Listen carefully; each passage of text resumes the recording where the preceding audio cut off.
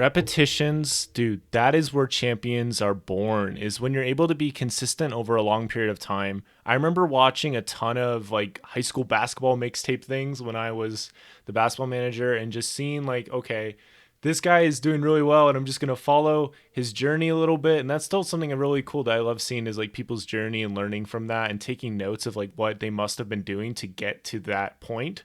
Marvin Bagley the third, he's in the NBA now. I remember seeing his seventh grade mixtape and he's dunking around doing really good. And then I recently found this one mixtape from like junior year and I was like, consider what he must have had to do to go from seventh grade to junior and like doing so much good stuff. Like everything that was already good is so much better.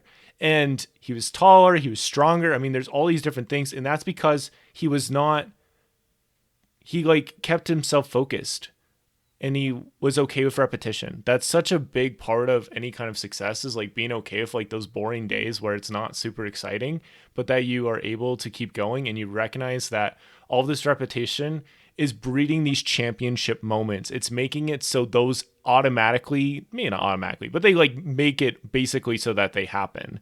I think of like different times when I've been super consistent and using repetition to my advantage. It always does like help me to get farther, just a little bit farther. I saw it in track. I've seen it with my reading habits. I've seen it with other stuff too.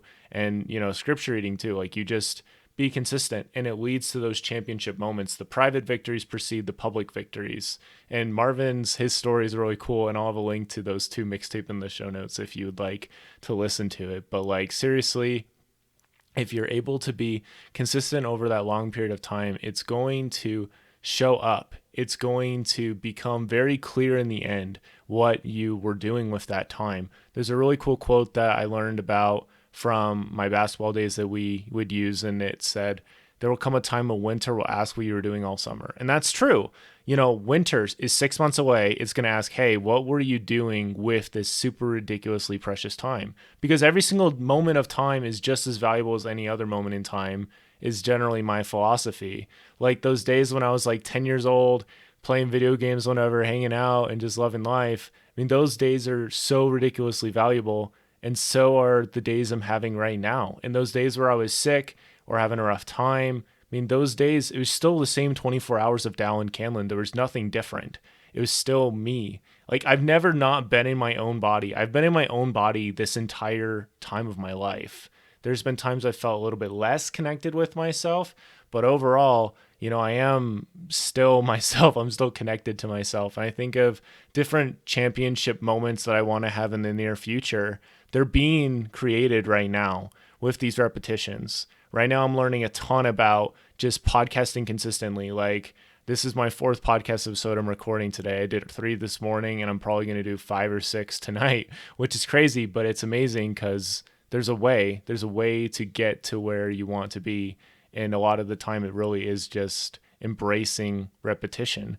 There's so many different things we could talk about with this. So when you're studying, I mean, you're repeating those different notes and stuff. And you think of like friendships and relationships, it's usually not the first time that you have those super amazing conversations with that person. And maybe you do, but generally it's, a couple times down the road that it really starts to become clear, holy cow, this person really is amazing and really is helping me so much in my life.